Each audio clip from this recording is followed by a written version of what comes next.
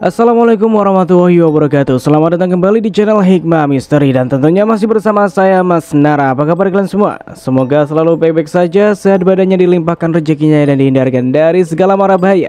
Amin. Di kesempatan kali ini saya akan menceritakan sebuah cerita horor dengan judul Wanita Penghilang Alat Vital, melanjutkan dari part kemarin. Oke, seperti biasa sebelum ke ceritanya, bagi kalian yang belum subscribe channel ini, silahkan bisa subscribe dulu dan aktifkan lonceng notifikasinya agar kalian tidak ketinggalan cerita dari channel Hikmah Misteri yang akan selalu menggetarkan hati kalian. Oke, terima kasih, and so get ready to be haunted.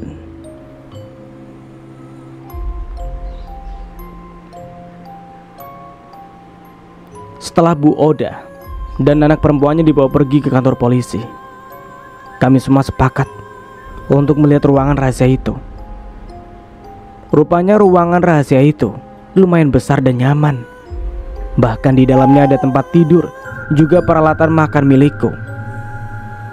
Pantas saja aku juga polisi tak pernah menemukan piring dan gelas-gelas itu, karena ternyata ia menyembunyikannya di ruangan ini. Tiba-tiba Mas Parto berteriak histeris saat melihat burung kesayangannya itu telah terkapar berlumuran darah. Wanita itu benar-benar tak memiliki perasaan. Ia bahkan tega menganiaya burung yang sama sekali tak memiliki dosa padanya. Saat sore, kulihat Yuli keluar dari mobil polisi. Akhirnya dia bisa bebas setelah polisi menemukan pelaku yang sebenarnya. Walaupun telah bebas dan dinyatakan tidak bersalah, tetapi Yuli tampaknya masih terpukul dengan apa yang telah menimpa suami juga dirinya. Saudari Renata Ningrum, Anda mendapat hukuman 15 tahun penjara atas pembunuhan yang Anda lakukan pada saudara Indra, Rendra, dan Burhan. Juga telah mencelakai saudara Parman hingga ia depresi. Lalu untuk Bu Sukma dan Dedi Sudrajat, kalian juga ditahan beberapa bulan karena telah melindungi dan menyembunyikan saudari Renata Ningrum. Ucapan hakim terdengar menggema sambil mengetuk palu di pengadilan. Saat aku kecil, Kang Dedi pernah berjanji untuk selalu menjagaku sampai kapanpun. Bagiku ia adalah kakak sekaligus ayah untukku. Karena ayah kami meninggal sejak masih kecil. Sejak ayah meninggal, Kang Dedi berjuang untukku juga ibu. Menjadi tukang bangunan, lalu pulang bekerja ia masih membantu ibu membuat keripik singkong.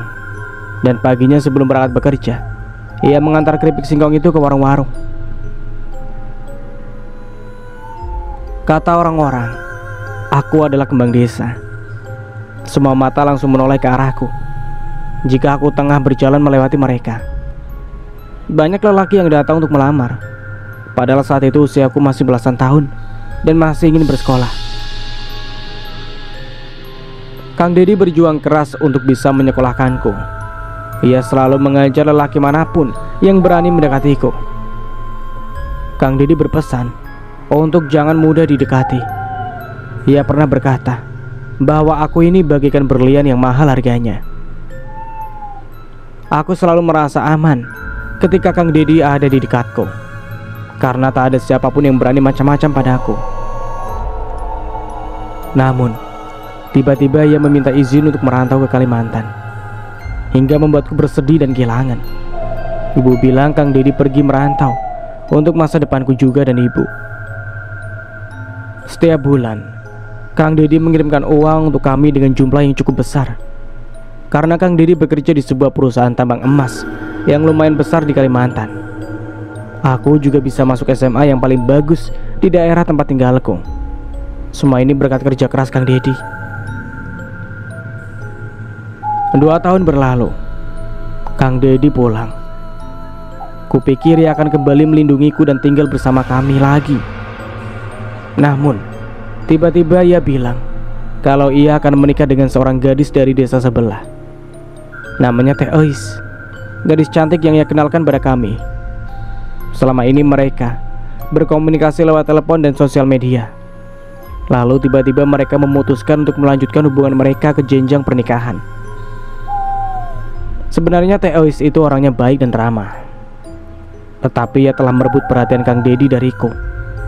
Karena sejak menikah dengannya, Kang Dedi tinggal di desa sebelah di rumah yang ia beli sebelum mereka menikah. Setelah tinggal beberapa bulan di desa tempat tinggal istrinya, Kang Dedi kembali ke Kalimantan dan setiap bulan mengirimkan sebagian gajinya untuk Teh Ais. Kang Dedi juga masih mengirim uang untuk kami walaupun setelah ia menikah. Sebenarnya aku dan ibu memiliki hak untuk tinggal di rumah itu, karena Kang Dedi membeli rumah itu atas nama dirinya sebelum menikah dengan Teh Ais. Tetapi wanita itu malah membawa kedua orang tuanya tinggal di sana. Tiba-tiba kami dikejutkan dengan kabar bahwa rumah Kang Dedi dirampok. Bahkan para perampok itu sampai membunuh kedua mertuanya, bahkan memperkosa Teh Ais. Saat mengetahui kabar itu, Kang Dedi langsung pulang. Walaupun istrinya telah dinodai perampok, tetapi Kang Dedi masih mau menerimanya. Kang Dedi pernah mengajak kami tinggal bersamanya, tetapi aku menolak. Rasanya malas untuk melihat kakak iparku itu. Entah pelet apa yang ia pakai, sehingga Kang Dedi tetap mempertahankan wanita yang telah ternodai itu. Sejak tragedi itu, Kang Dedi tinggal di sana dan tak kembali ke Kalimantan. Ibu bilang kalau Kang Dedi menjalankan sebuah bisnis di sana, jadi ia tak perlu merantau jauh. Tiba-tiba terdengar kabar bahwa istrinya Kang Dedi bunuh diri karena depresi. Entah mengapa perasaanku malah senang karena berpikir bahwa Kang Dedi akan kembali tinggal bersama kami. Namun kenyataannya Kang Dedi malah kembali ke Kalimantan setelah istrinya itu meninggal, seolah aku dan ibu tak terlalu penting baginya. Hari itu aku pulang sekolah, melewati jalanan sepi yang kanan kirinya kebun terbengkalai yang dipenuhi ilalang. Biasanya aku ke sekolah membawa motor yang sengaja dibelikan Kang Dedi untukku. Tetapi hari itu motorku mogok dan masih di bengkel. Saat tengah berjalan sendirian, tiba-tiba seseorang membekapku, lalu menyeretku ke dasar kebun ilalang. Aku sangat terkejut saat kulihat dua lelaki bertubuh tinggi besar tengah menatapku seperti seekor singa yang hendak memangsa buruannya. Saat itu aku tak berdaya. Badanku yang kecil tak sanggup melawan kedua lelaki bertubuh kekar itu. Aku sudah berusaha melawan sekuat tenaga, tetapi aku tak berdaya. Karena akhirnya mereka berhasil mencuri permata berharga dalam hidupku. Setelah puas dengan aksinya, mereka meninggalkanku seorang diri dengan pakaian acak-acakan dan rasa sakit yang tak akan pernah bisa aku sembuhkan. Aku merasa jijik dengan tubuh yang telah mereka kotori ini. Awalnya aku ingin bunuh diri seperti yang dilakukan Teh Ais, tetapi aku tak ingin seperti dirinya. Aku harus membalaskan semua rasa sakit ini. Aku harus membalas dendam pada mereka yang telah menghancurkan masa depanku. Kedua wajah lelaki keji itu aku simpan rapat-rapat dalam ingatanku. Aku berjanji untuk membalaskan rasa sakit ini kepada mereka, para lelaki hina yang tak berperi kemanusiaan. Aku juga bertekad untuk menumpas lelaki hidung belang yang hanya membuat para wanita sengsara. Ibuku langsung menangis histeris setelah mengetahui apa yang terjadi padaku. Begitu pula Kang Dedi. Ia langsung pulang saat ibu memberitahunya tentang apa yang menimpaku saat itu. Namun sepertinya kesedihan Kang Dedi hanya sekejap, karena ternyata ia malah kembali ke perantauan tanpa mencarikan solusi untukku yang tengah terguncang jiwanya. Sejak itu aku selalu mengurung diri dan tak pernah bersosialisasi dengan siapapun. Hingga suatu hari aku melihat dua lelaki keji yang telah menghancurkan hidupku. Diam-diam aku mengikuti mereka hingga aku tahu ternyata dua lelaki itu tinggal di sebuah kampung yang sama dengan rumah Kang Dedi yang telah lama kosong. Dengan persetujuan ibu, aku meminta kunci rumah itu dan bilang bahwa aku akan membalaskan dendam. Awalnya ibu menolak, tetapi saat aku mengancam akan bunuh diri, akhirnya ibu setuju. Lalu sejak itu aku diam-diam tinggal di sana tanpa sepengetahuan warga sekitar. Aku tak sengaja menemukan sebuah ruang rahasia di rumah itu yang membuatku sangat senang, karena semua itu seolah mendukungku untuk bersembunyi. Aku berniat membalas dendam berbekal pisau jagal, obat tidur juga obat bius. Malam itu, aku memberanikan diri untuk meminta air panas pada tetangga depan rumah. Karena aku membawa minuman juga makanan instan yang bisa aku masak dengan air panas. Semua perabotan di rumah itu telah diangkut ke rumah ibu. Tetapi untungnya di ruang rahasia itu masih ada tempat tidur yang lumayan nyaman. Malam itu, seorang lelaki hidung belang mengetuk pintu rumah. Saat aku membukakan pintu untuknya, tiba-tiba ia menatapku dengan tatapan menjijikkan, yang sama persis seperti tatapan dua lelaki jahanam yang menghancurkan masa depanku. Aku membiarkannya masuk, sekalian untuk menguji kemampuanku untuk balas dendam. Lelaki itu adalah korban pertamaku. Entah mengapa, aku merasa sensasi yang menyenangkan saat memotong habis barang pusaka yang biasa mereka lakukan untuk merusak masa depan para wanita. Aku langsung tertawa puas saat melihatnya mengerang kesakitan dan berlumuran darah. Setelah menghilangkan barang pusaka lelaki yang tinggal di depan rumah Kang Dede, aku bersembunyi di sebuah ruang rahasia. Rasanya menyenangkan, membuat mereka kebingungan mencari keberadaanku. Untuk sementara, aku harus tinggal di ruang rahasia ini. Walaupun ruangan ini bau busuk dan bau anyir, bahkan waktu itu aku pernah menemukan tulang belulang, bahkan pernah melihat sosok perempuan yang sering muncul di malam hari. Wanita itu sering menangis di hadapanku, bahkan selalu muncul dengan tiba-tiba, hingga membuatku terkejut. Selain hantu wanita misterius itu, ada juga hantu Teh Eis yang terkadang menampakkan diri. Rumah ini dipenuhi banyak hantu wanita yang menyebalkan. Masa bodoh, aku tidak takut dengan hantu atau apapun. Yang ada dalam pikiranku hanyalah menuntut balas pada orang-orang yang telah menghancurkan masa depanku. Keesokan malamnya, aku melihat pedagang sate lewat. Aroma sate yang begitu menggugah selera membuatku lupa bahwa aku tengah bersembunyi di rumah ini. Apalagi penjual sate itu begitu ramah, tetapi sangat sopan kepada aku, hingga aku berkenalan dan bercanda tawa dengannya. Namun, penghuni rumah depan itu malah kepo dan terus mencari keberadaanku. Aku terpaksa menakut-nakutinya. Lalu tiba-tiba hantu penghuni rumah ini malah membantuku menakut-nakuti mereka. Beberapa malam setelahnya, ada seorang lelaki yang mengendap-endap hendak membobol rumah depan. Sepertinya ia hendak merampok rumah itu. Awalnya aku merasa bodoh, karena wanita kepo pemilik rumah itu selalu bertingkah menyebalkan. Tetapi tiba-tiba timbul rasa iba di hatiku saat mengingat bahwa wanita itu janda dengan 4 orang anak.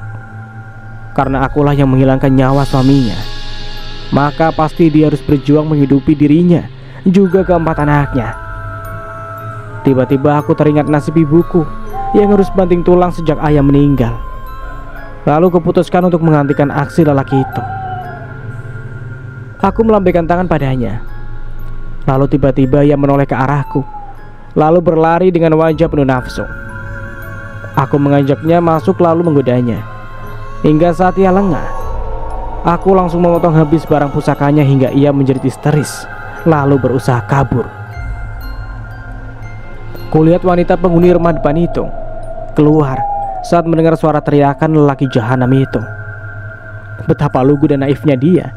Padahal lelaki itu berniat merampok rumahnya, tetapi ia malah menolongnya dengan membangunkan warga, bahkan membawanya ke rumah sakit.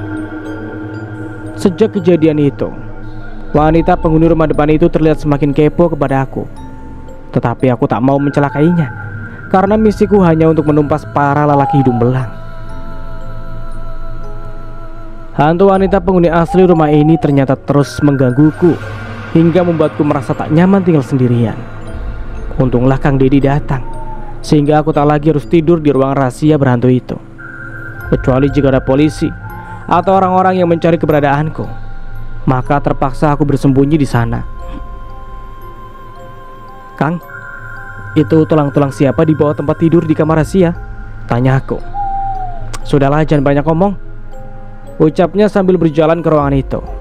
Kulihat Kang Dedi mengumpulkan semua tulang-tulang, lalu menguburnya di kebun belakang. "Apa Akang membunuh seseorang, lalu menyembunyikan di ruang itu?" tanya aku. Kalau kamu masih banyak ngomong, Akang akan bilang sama polisi biar mereka menangkapmu, ucapnya. Hingga terpaksa aku terdiam. Setelah itu kami membersihkan ruangan itu hingga bisa kembali terasa nyaman dan tak lagi beraroma busuk. Selain itu, Kang Dedi juga memenuhi rumah ini dengan perabotan kebutuhan rumah tangga, bahkan tempat tidur dan barang-barang elektronik. Selain itu, ia juga membelikanku stok makanan yang begitu banyak sehingga aku tak harus mencuri makanan di rumah wanita kepo itu. Hanya seminggu Kang Dedi berada di rumah ini, tetapi untunglah ibu datang untuk menemaniku dan tinggal di rumah ini. Suatu hari, aku menemukan sebuah foto wanita di kamar Kang Dedi. Wanita yang berada di foto itu wajahnya sama persis dengan hantu wanita penghuni rumah ini. Sebenarnya apa yang terjadi pada dia? Sayangnya dia hanya bisa menampakkan dirinya tanpa bisa berkomunikasi denganku, sehingga aku terpaksa mengubur dalam-dalam rasa penasaranku. Aku diam-diam berkeliaran di kampung ini, tentu saja dengan masker dan penutup kepala agar tidak dikenali siapapun. Tujuannya agar aku bisa mengintai rumah dua lelaki jahanam yang telah menghancurkan masa depanku. Aku mengatur siasat untuk balas dendam. Untunglah ibu mau membantu niatku untuk membalas dendam. Ibu juga mengantar makanan ke rumah lelaki jahanam itu yang telah dibubuhi obat tidur. Kebetulan mereka hanya tinggal berdua, jadi aku bisa melancarkan aksiku. Saat mereka tak sadarkan diri berkat makanan yang diberikan ibu, aku langsung menghilangkan barang pusaka yang telah ia gunakan untuk menghancurkan masa depanku. Aku juga terpaksa mengambing hitamkan istrinya agar polisi juga para warga menduga ia pelakunya. Setelah mereka berhasil dibereskan, tinggal satu orang lagi yang harus menerima ganjaran dari perbuatannya. Rupanya lelaki itu juga sering melecehkan anak tirinya. Ia memperlakukan anak tirinya yang berusia 12 tahun itu seperti pembantu. Lalu malamnya, gadis malang itu dijadikan budak pemuas nafsu. Aku tak bisa tinggal diam melihat aksinya. Maka aku putuskan untuk mengatur siasat agar dia bisa segera lenyap dari dunia ini. Lelaki jahanam itu terlalu banyak berbuat dosa hingga membuat banyak orang menderita. Sebenarnya aku ingin menyiksanya lebih lama, tetapi aku tak memiliki banyak waktu untuk itu. Setelah membuatnya tak sadarkan diri, aku langsung menghilangkan barang pusakanya hingga ia kehabisan darah, sama persis seperti yang kulakukan pada lelaki hidung belang lainnya. Hatiku terasa puas setelah melakukan semua itu. Akhirnya aku bisa membalaskan semua dendamku. Namun ternyata wanita kepo penghuni rumah depan itu malah terus berusaha menangkapku. Ia dan seorang temannya yang bertubuh gempal itu bekerja sama untuk mencari keberadaanku.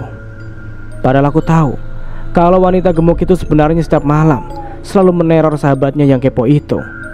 Hah, kepo tapi lugu. Hingga akhirnya aku tertangkap karena aku terpaksa muncul ketika mereka hendak memenjarakan ibuku. Kini aku harus mendekam selama 15 tahun di penjara. Tetapi aku merasa puas karena semua lelaki jahanam itu telah lenyap dari dunia ini.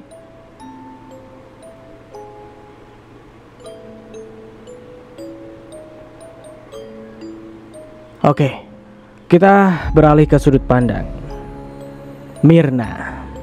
Oke, lanjut. Setelah Renata atau yang akrab disapa Rere itu mendapatkan hukuman atas perbuatannya, rumah itu kembali kosong karena Dedi juga busuk masa Oda harus mendekam dalam penjara, walau hanya beberapa bulan, karena telah membantu Renata melakukan aksinya. Mirna bisa bernafas lega. Wanita berusia 32 tahun itu kini tak segemuk dulu, entah karena banyak pikiran terkait rentetan kejadian yang terjadi silih berganti. Wanita itu kini bisa hidup tenang di rumahnya karena wanita yang ia kira kuntilanak itu ternyata hanyalah gadis yang ingin balas dendam pada para lelaki hidung belang. Malam itu, ia dan anak-anaknya menonton televisi sambil bercanda tawa setelah menyantap makanan yang begitu banyak. Tadi sore ia masak begitu banyak sebagai bentuk rasa syukur karena kini ia bisa hidup tenang tanpa rasa takut akan wanita misterius yang selama ini mengganggu pikirannya. Malam itu, ia mendengar suara-suara aneh dari rumah kosong itu. Terdengar suara pintu yang dibanting, perabotan yang dilempar. Lalu tidak lama kemudian, terdengar suara tangis yang begitu menyayat hati. Mirna mengubur dalam-dalam rasa penasarannya. Ia sangat ketakutan dan tak berani membuka selimutnya. Keesokan harinya, terlihat Mas Parto bersama Surti tengah berjalan mengelilingi rumah kosong itu. "Kalian sedang mencari apa lagi?" tanya Mirna dengan wajah penasaran. "Burung saya hilang," ucapnya. "Burung apa yang hilang?" Mirna mengerenyitkan dahi. Kata burung itu terdengar ambigu baginya. "Mas Parto kemarin membeli burung lovebird, tetapi tadi pagi burung itu terbang ke arah sini," ucap Surti. Mirna hanya mengerenyitkan dahi. "Lovebird, Madagaskar, nama apa lagi itu?" Ia tak tahu jenis burung seperti apakah itu. Walaupun begitu, ia lalu berjalan mendekati mereka untuk membantu mencari burung itu. 3 orang itu berjalan mengelilingi rumah kosong itu. Lalu tiba-tiba terdengar suara kicauan burung dari arah kebun belakang rumah. Mereka mengendap-endap mengikuti arah suara kicauan burung itu hingga tiba di sebuah pohon rambutan. Tiba-tiba mereka terdiam saat melihat sosok wanita berambut panjang tengah duduk di depan sebuah gundukan tanah. Awalnya mereka merasa merinding, tetapi mereka mencoba menyadarkan diri bahwa hari itu siang bolong, jadi mungkin saja wanita itu manusia. Teteh siapa ya? Sedang apa di sana?" tanya Mirna. Wanita itu menoleh hingga tampaklah wajahnya yang pucat pasi seperti kertas. Mirna berkedip ngeri. Tiba-tiba ia teringat kuntilanak yang pernah mengejarnya hingga ia terjerembab ke pagar. Lalu baru menyadari bahwa wanita yang tengah berada di hadapannya itu pastilah bukan manusia. Tiba-tiba wanita itu menuju ke gundukan tanah di bawah pohon rambutan. "Di sini Dedi menguburku," ucap lalu menangis sambil menyeringai hingga mereka bertiga berteriak histeris karena ketakutan. Mirna, Surti dan Parto langsung berlari terbirit-birit tanpa memperdulikan burung lovebird yang tadi mereka cari. Beberapa tahun yang lalu, rumah kosong itu ditinggali istri Dedi bersama kedua orang tuanya. Sedangkan Dedi bekerja di Kalimantan. Dedi tiba-tiba dikejutkan dengan kabar bahwa rumahnya dirampok. Bahkan kedua mertuanya meninggal dibunuh perampok. Selain itu, istrinya diperkosa oleh perampok hingga depresi. Setelah itu Dedi pulang. Ia masih bisa menerima keadaan Ais yang telah ternoda itu. Ia berusaha melupakan semuanya, tetapi setiap kali ingin menyentuh istrinya, ada rasa jijik saat bayang istrinya digerayangi para perampok itu. Semua itu membuat pikiran Dedi kacau. Hingga diam-diam dia membawa seseorang perempuan yang ia sembunyikan di ruang rahasia di rumahnya. Ruang rahasia itu telah ada bahkan saat Dedi membeli rumah itu. Setiap malam, Dedi bercumbu mesra dengan wanita itu di dalam ruang rahasia pintu keluarnya berbahan tembok.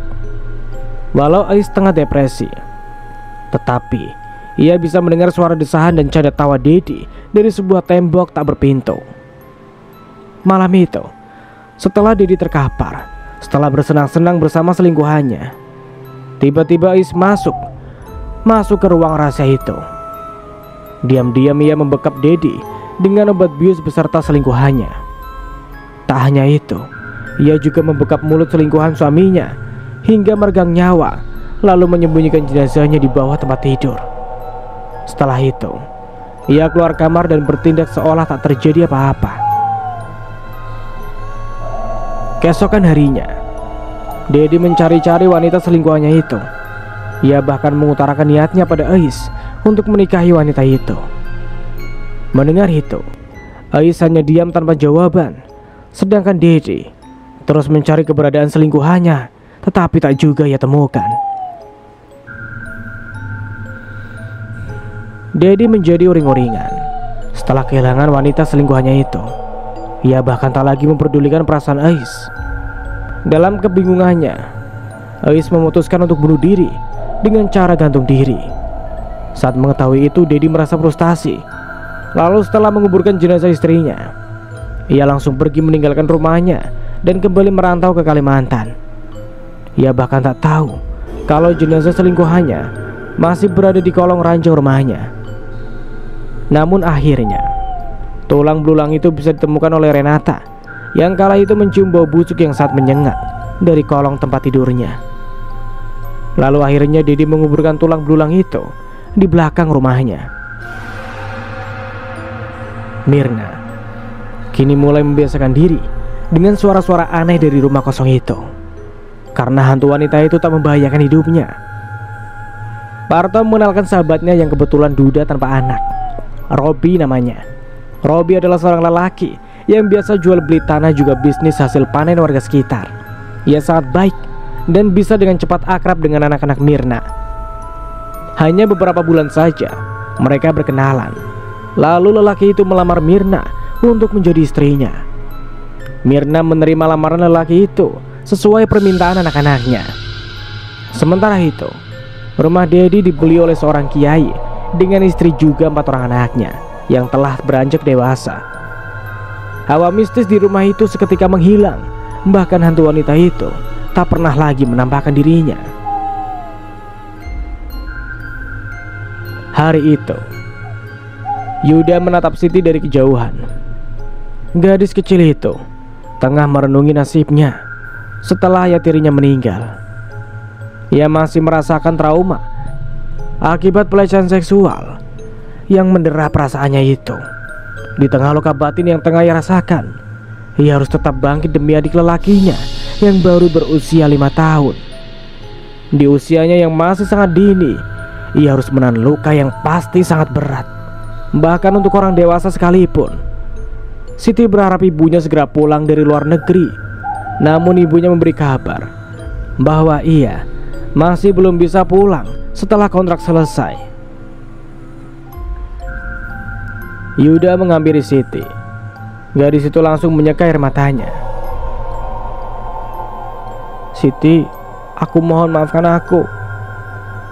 Siti menatap mata Yuda. Ada sedikit luka karena lelaki itu tak melakukan apapun saat mengetahui pelecehan seksual yang ia alami. Namun, ia berusaha mengerti karena lelaki itu hanyalah bocah berusia 12 tahun yang tak mampu melakukan apapun saat ayah tirinya mengancam Yuda untuk tetap bungkam. Karena kalau tidak, maka ayah tirinya akan melecehkan adik-adik perempuan Yuda. Siti bergegas masuk ke rumah tanpa menghiraukan ucapan Yuda. Walaupun ia mencoba mengerti alasan Yuda tak menolongnya, tetapi ia membutuhkan waktu untuk mengobati lukanya itu seorang diri. 10 tahun berlalu, Mirna telah bahagia bersama suami barunya, Robi, seorang lelaki yang sangat menyayangi keempat anaknya dengan penuh kasih sayang. Mereka kini telah pindah ke Jakarta dan hidup berkecukupan. Yuda yang kini telah berusia 22 tahun mengikuti jejak ayah sambungnya yang telah lama berkecimpung dalam dunia bisnis properti. Yuda kini tumbuh menjadi lelaki berparas tampan, menjadi idola kaum hawa. Banyak wanita yang mengantri untuk dekat dengannya. Tetapi tampaknya ia masih ingin menikmati masa mudanya untuk meniti karir dan menggapai cita-citanya untuk membanggakan wanita yang telah melahirkannya. Hari itu, Mirna berniat pergi ke supermarket karena kebetulan Bi Inah, ART di rumahnya, tengah minta izin untuk pulang kampung. Mirna langsung memesan taksi online karena suami juga anak sulungnya tengah di tempat kerja, sedangkan Yoga kuliah. Lalu Yura dan Yuna yang kini telah beranjak remaja itu tengah bersekolah. Mirna bergegas memasuki taksi online yang ia pesan, lalu melaju ke supermarket. Tiba-tiba Mirna merasa aneh saat sopir malah melajukan mobilnya ke jalan yang tak bisa ia lewati. "Pak, kok lewat sini? Biasanya saya nggak lewat sini kalau ke supermarket," tanya Mirna. "Soalnya jalan biasa macet parah, Bu," ucap lelaki bermasker yang sejak tadi fokus menyetir. Mirna kembali duduk tenang dan menurut saja kemana si sopir akan membawanya. Namun, tiba-tiba mobil itu terhenti di sebuah jalan sepi yang tampaknya jarang dilewati mobil. "Kenapa kita berhenti di sini?" tanya Mirna. "Serahkan semua barang-barang berhargamu atau saya akan berbuat nekat. Ternyata si sopir itu adalah pembegal yang berniat menjarah semua barang berharga milik Mirna. Wanita berusia 42 tahun itu melayangkan buku mentah tempat ke bola mata si pembegal, sehingga pisau yang tengah dipegangnya terjatuh. Tanpa berlama-lama, Mirna mendorong pintu dan berhasil keluar. Ia langsung berlari kabur sambil berteriak meminta tolong. Namun, naasnya, saat itu tak ada siapapun kendaraan yang melewati jalan itu. Mirna tak lekas putus asa. Ia terus berlari hingga tiba lelaki bertubuh tinggi besar itu. Berhasil kembali menangkapnya. Wanita kurang ajar. Tadinya saya hanya ingin mengejar hartamu, tetapi rupanya kamu ingin mati, umpatnya sambil menyeret tubuh Mirna hingga ke dekat jurang. Saat itu Mirna sangat ketakutan. Ia sangat menyesal karena telah gegabah melawan begal itu. Batinnya menjerit, memohon pertolongan kepada Sang Maha Kuasa. Tiba-tiba, sesosok gadis yang tampaknya berusia seyuda datang, lalu melayangkan tendangannya tepat mengenai pembegal itu, hingga Mirna bisa terlepas dari cengkeramannya dan berlari menjauh. Mirna melihat sosok wanita bertubuh ramping yang tengah baku hantam dengan pembegal itu. Gerakannya begitu lincah hingga lelaki bertubuh tinggi besar itu beberapa kali tersungkur dengan serangannya. Wanita itu melompat lalu melayangkan tendangannya dan tepat di kepala si pembegal hingga ia kembali jatuh tersungkur. Tangannya begitu cekatan meraih sebuah kayu lalu memukulkan ke tengkuk lelaki itu hingga ia tak sadarkan diri. "Ibu, tak apa-apa?" tanya gadis berwajah manis itu. "Saya tidak apa-apa," jawab Mirna sambil memperhatikan paras cantik gadis itu. "Terima kasih karena kamu telah menyelamatkan saya," sambungnya. "Sama-sama," sautnya sambil tersenyum manis hingga menampakkan gigi kelincinya. Mirna terus menatapnya lekat-lekat. Entah mengapa, ia merasa pernah mengenal gadis itu, tapi ia lupa di mana. "Ayo Bu, kita harus segera pergi dari sini," ucap gadis itu sambil menarik tangan Mirna menuju motor metik yang ia parkirkan tidak jauh dari mobil si pembegal. Mirna mengangguk lalu duduk di belakangnya. Gadis itu segera melajukan motornya dengan kencang. "Nama kamu siapa, Nak?" tanya Mirna setengah berteriak karena suara knalpot gadis itu begitu bising. "Sinta," jawab gadis itu hingga tiba-tiba Mirna terdiam. Awalnya ia berpikir bahwa gadis itu adalah seseorang yang dikenalnya, tetapi setelah mengetahui bahwa nama gadis itu berbeda dengan nama seseorang yang ia pikirkan, tiba-tiba ia menghela nafas. Setelah lumayan jauh, motor itu melaju dirasa telah aman. Tiba-tiba si gadis melajukan motornya dengan pelan sehingga Mirna bisa mengajaknya mengobrol. "Kamu hebat dan jago berkelahi," ucap Mirna.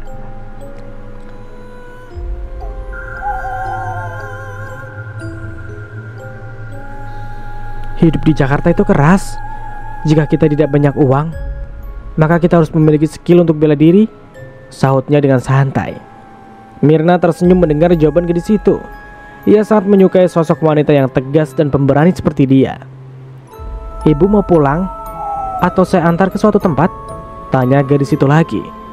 Mirna menceritakan bahwa ia berniat ke supermarket. Lalu gadis itu dengan tulus mengantar ke supermarket, bahkan menunggunya hingga ia selesai berbelanja. Beberapa waktu kemudian, mereka telah tiba di rumah Mirna. "Kamu masuklah dulu," ajak Mirna. Gadis itu mengangguk lalu mengikuti langkah Mirna. Tiba-tiba langkahnya terhenti saat ia melihat foto yang dipajang di meja. Di foto itu tampak keempat anak Mirna saat masih kecil. Tatapan gadis itu terfokus pada foto Yuda yang masih berusia 12 tahun. Entah apa yang ia pikirkan, tetapi matanya tampak berbinar-binar saat melihat anak-anak Mirna. "Itu foto-foto anak saya 10 tahun yang lalu. Sekarang mereka sudah beranjak dewasa," ucap Mirna hingga membuyarkan lamunan Sinta. Gadis berpenampilan tomboy itu hanya tersenyum tanpa mengeluarkan sepatah kata pun, lalu mengikuti Mirna ke ruang tamu. "Silakan duduk," ucap Mirna hendak ke dapur.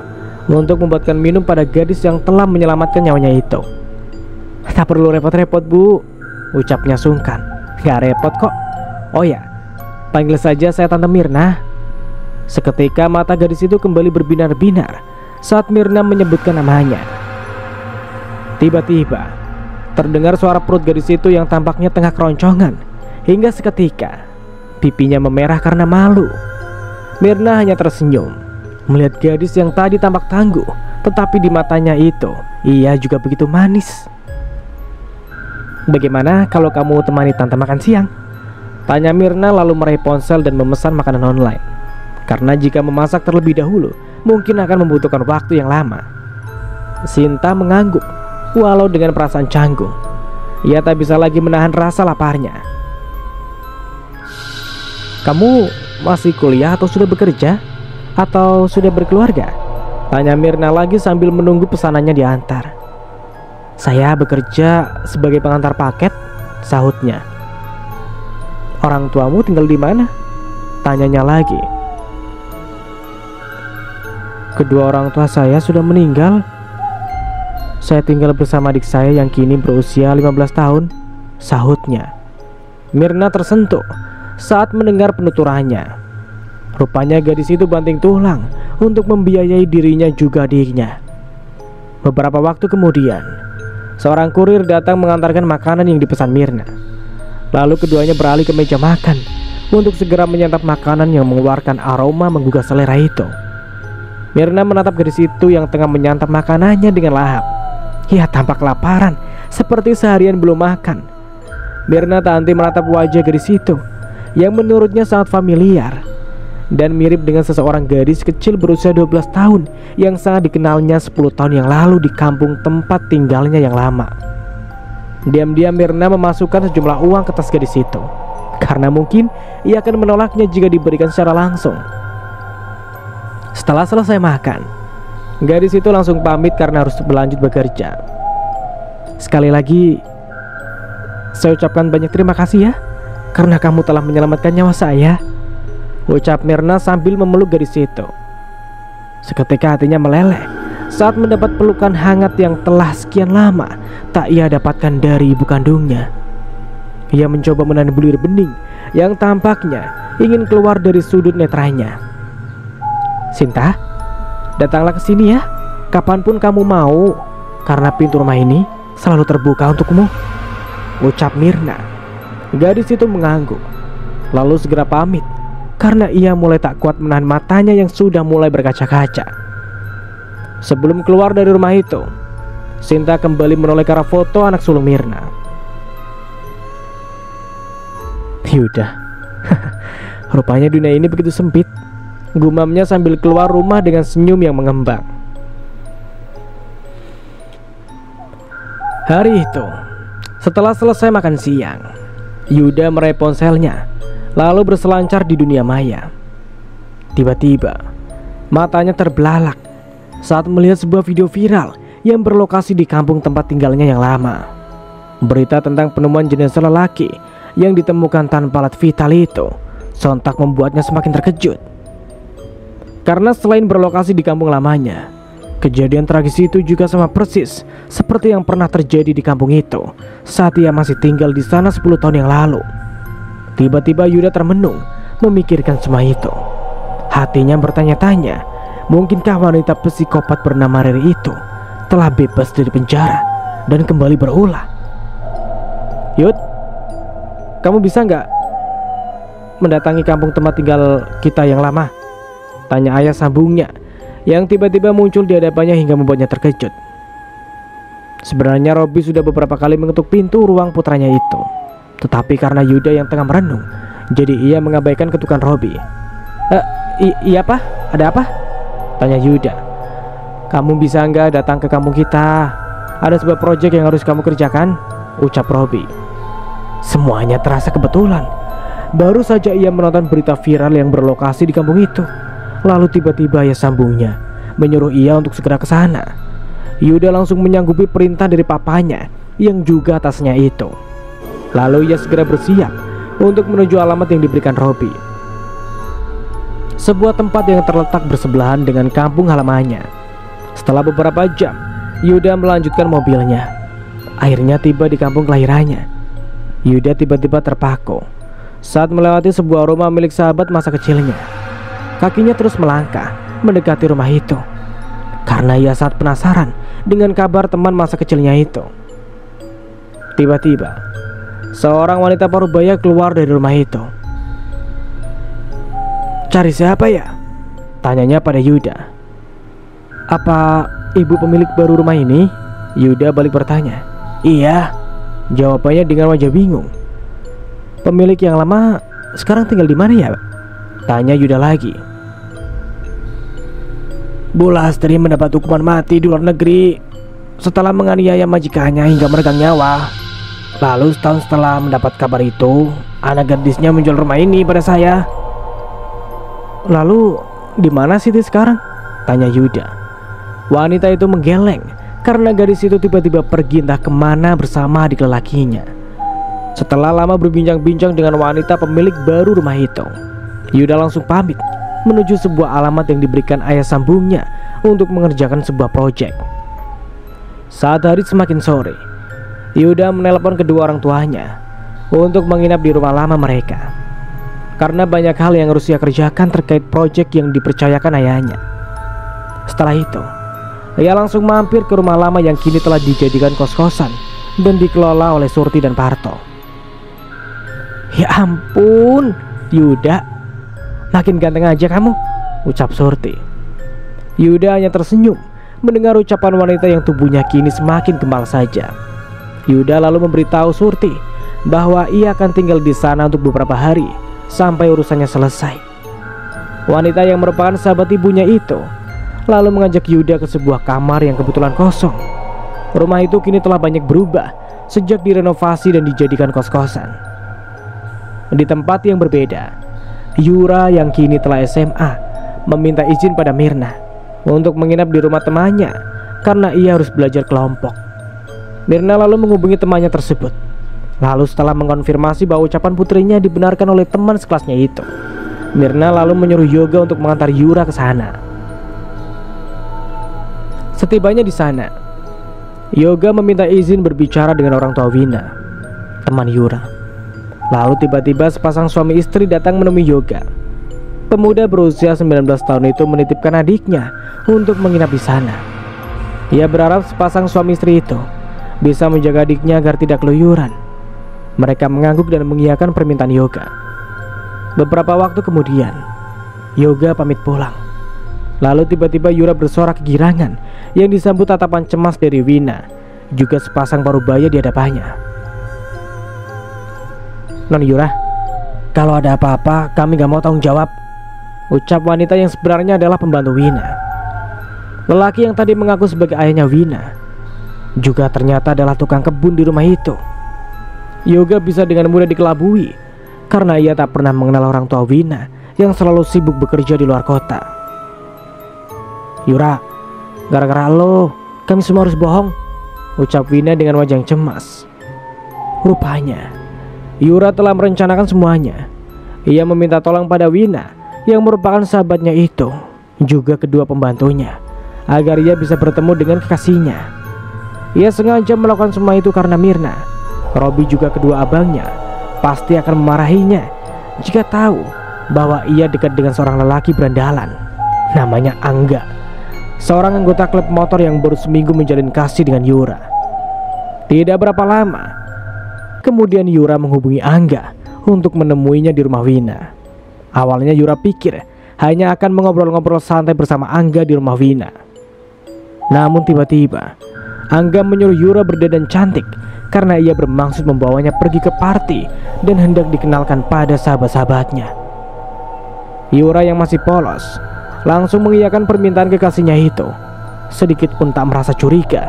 Lalu setelah itu ia kembali minta bantuan Wina untuk meminjamkan dress untuknya. Sahabatnya itu langsung mengiyakan permintaan Yura untuk meminjamkan dress juga high heels. Selain itu, ia juga mendandaninya secantik mungkin. Beberapa waktu kemudian, sebuah mobil datang ke rumah itu. Yura tampak terkejut karena biasanya Angga selalu membawa motor. Lelaki yang merupakan ketua geng motor itu menyebutkan Ia sengaja meminjam mobil temannya agar Yura bisa nyaman karena memakai dress. Mendengar penuturan kekasihnya itu, hati Yura langsung meleleh. Gadis yang masih sangat polos itu terlalu naif hingga terlalu mudah mempercayai apapun yang dikatakan kekasihnya itu. Beberapa waktu kemudian, mereka telah tiba di sebuah klub malam. Yura, yang merupakan anak rumahan, tampak terkejut saat kekasihnya itu membawa ia ke tempat itu. Namun lagi-lagi, Angga meyakinkan bahwa di dalam ada teman-temannya yang tengah mengadakan pesta ulang tahun. Yura yang sangat naif itu langsung menurut dan tak lagi protes saat Angga membawanya masuk ke tempat itu. Setibanya di dalam, rupanya beberapa teman Angga telah menunggu kedatangan dua sejoli itu. Angga lalu memperkenalkan Yura pada teman-temannya, hingga mereka semua berdecak kagum dengan kecantikan gadis yang baru mekar itu. Beberapa wanita berpakaian terbuka mengajak Yura berkenalan dan menyambut kedatangannya dengan ramah. Salah satu dari mereka mengaku bahwa ia adalah sahabat Angga dan saat itu tengah berulang tahun. Tampaknya mereka semua sengaja mengatur semuanya untuk meyakinkan Yura agar mempercayai semua ucapan Angga. Bahkan di sana ada kue ulang tahun dengan lilin angka 20 hingga membuat Yura semakin yakin bahwa di tempat itu mereka tengah merayakan sebuah party. Mereka tampak bersukacita dengan kerlap-kerlip lampu disco sambil sesekali menyanyikan lagu ulang tahun. Setelah wanita berpakaian terbuka itu meniup lilin, Angga langsung memberikan segelas minuman untuk Yura. Lalu semuanya mengajak Yura untuk bersulang. Saat mencium aroma alkohol dari minuman yang diberikan Angga, awalnya Yura menolak. Tetapi karena Angga dan teman-temannya juga para wanita berpakaian terbuka itu terus memaksa, akhirnya Yura menungguk minuman itu hingga habis. Lalu tiba-tiba kepalanya terasa pusing. Bahkan penglihatannya pun terlihat berkunang-kunang. Beberapa waktu kemudian, Yura tak sadarkan diri dan disambut gelak tawa Angga bersama teman-temannya yang berhasil mendapat mangsa baru. Saat Yura tengah terkulai lemas dan tak sadarkan diri, Angga langsung mengirim pesan pada seseorang yang terlibat dengan rencananya itu. Tiba-tiba, seorang lelaki parubaya datang menghampiri Angga dan teman-temannya. Ia tampak sumringah saat melihat paras cantik Yura yang sangat masih polos. "Masih segel, bos," ucap Angga, hingga pria hidung belang itu semakin bersemangat untuk segera membawa gadis itu. Setelah memberikan sejumlah uang sesuai kesepakatan, Yura langsung dibawa ke sebuah hotel oleh lelaki itu. Di sanalah sebuah tragedi yang merenggut kesuciannya terjadi. Keesokannya, Yura tersadar. Ia langsung berteriak saat melihat keadaan tubuhnya yang tanpa busana. Dilayangkan pandangannya ke seluruh ruangan hingga ia baru menyadari kalau dirinya tengah berada di sebuah hotel. Tangisnya pecah saat melihat bercak darah di spray berwarna putih. Saat itu, yang bisa ia lakukan hanya menangis histeris, menangisi kebodohannya. Ia mencoba menelpon Angga, tetapi ternyata nomornya tak aktif. Yura kembali menyesali kepolosannya, apalagi saat mengingat bahwa ia telah membohongi orang tua juga kakaknya demi lelaki berandalan yang telah menjualnya itu. Namun tiba-tiba ia langsung menghentikan tangisannya dan segera berpakaian, lalu segera meninggalkan tempat itu. Ia lalu pergi ke resepsionis untuk menanyakan dengan siapa ia datang ke hotel itu semalam. "Anda datang bersama seorang pria berusia 50 tahun, ucap seorang wanita yang bekerja sebagai resepsionis di hotel itu. Batin Yura langsung menjerit. Air matanya berjatuhan saat membayangkan kejadian naas yang terjadi padanya semalam. Ia baru menyadari kalau lelaki yang sangat dicintainya itu benar-benar biadab karena telah menjualnya pada seorang pria tua hidung belang. Dengan langkah gontai, Yura segera meninggalkan hotel itu. Hatinya hancur berkeping-keping. Dadanya terasa sesak saat memikirkan reaksi kedua orang tua juga kakaknya. Namun walau bagaimanapun, ia harus pulang, berharap mereka akan membantunya mendapatkan keadilan atas tragedi naas yang merenggut kesuciannya. Mirna tampak terkejut saat melihat putrinya keluar dari taksi dengan keadaan yang acak-acakan. Ia lalu membawanya masuk dan menanyakan apa yang telah terjadi. Yura yang masih syok hanya menangis meraung-raung tanpa mengucapkan sepatah kata pun. Lalu tiba-tiba ia bersujud di kaki ibunya sambil terus berderai air mata. Robi, Yoga dan Yuna yang melihat semua itu tampak heran bercampur cemas. Dan sampai di sini dulu ceritanya. Nantikan kelanjutan ceritanya di part berikutnya. Dari saya mohon maaf bila ada salah kata atau dalam penyampaian cerita. Akhir kata, wassalamualaikum warahmatullahi wabarakatuh. Sampai jumpa di video berikutnya.